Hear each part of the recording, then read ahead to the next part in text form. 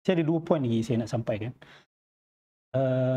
Okey, kita dengar juga tuduhan-tuduhan yang mengatakan bahawa Asy'ariyah ni hanyalah makmum kepada Aristotle, kan? Falsafah Yunani dan sebagainya. I mean, kita fahamlah orang-orang yang cakap benda macam ni, rata-ratanya dia orang hanya parroting what other people are saying, kan? Tapi kalau kita tanya kepada orang-orang yang betul-betul faham falsafah, dia belajar falsafah Aristotle dan dia belajar kalam, they will not arrive to that conclusion, insya-Allah. Okay? Saya nak kongsi satu teori ataupun satu akronim yang menarik. Benda ni saya tak pasti siapa yang mula reka, tapi dia dipopularkan oleh Dr. Amran Muhammad, ya, dalam ISSI. Awak boleh pergi ke Facebook, awak type Ocean Kalam, OCEAN Kalam. Benda ni Dr. Amran dah cakap agak lama lah. Ocean ni, dia seolah-olah macam merumuskan teori-teori metafizik Asy'ariyah yang menyanggahi teori-teori metafizik Aristotle dan ahli falsafah Greek dan Yunani.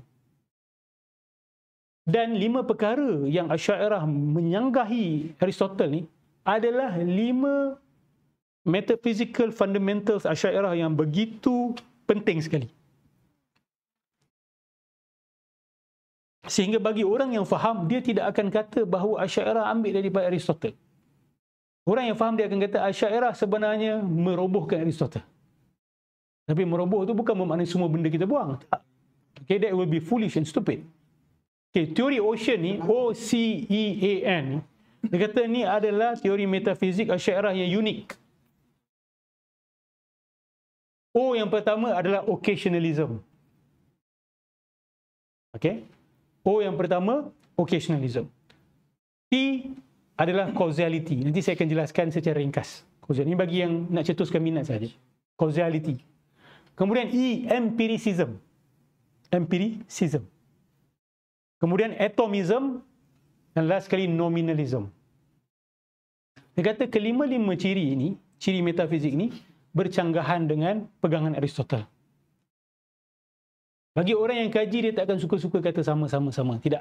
Dia akan tahu ada sharp divergence daripada mantik Aristotle ataupun falsafah Platonik ataupun Sokrates ataupun Aristotle di dalam kalam Asy'ariyah. Okey. Occasionalism ni apa? Saya cerita secara mudah sahaja. Asy'ariyah berpegang bahawa Allah Subhanahu wa taala menciptakan alam ini every split second. Cipta, hapus, cipta. Bukan Allah cipta dan hilang, cipta dan hilang, cipta dan hilang. Every single moment.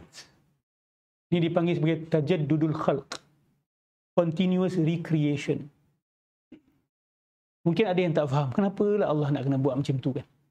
Sebab di sisi Asy'ariyah, kita percaya bahawa semua bergantung kepada Allah Subhanahu wa taala. Nothing can exist independently of Allah Subhanahu wa taala. So Allah Subhanahu wa taala adalah al-mudabbir, Allah al-khaliq. Semua perbuatan kita dia yang cipta.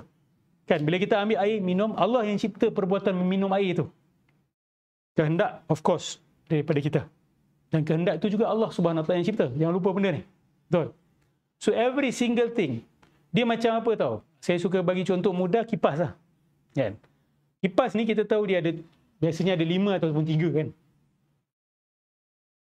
Dia ada kosong plate, kosong plate, kosong plate. Betul tak?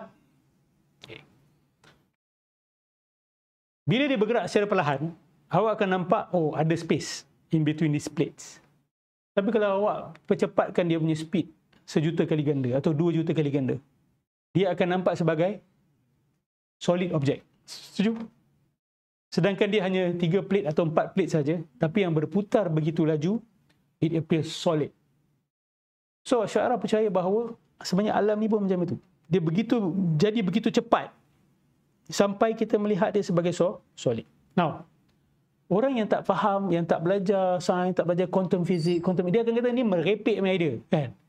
Ini, tapi yakinlah dan fahamlah bahawa ini bukan satu perkara yang far-fetched di dalam ilmu fizik moden. Ya. Constant recreation. Okay. Ini nanti bila kita senang-senang kita boleh bahaskan secara panjang. Ini saya nak perkenalkan awak sahaja. Kemudian yang kedua adalah causality. Kenapa? Occasionalism tadi kenapa? Sebab Greek ni dia percaya bahawa there's such thing as prime matter.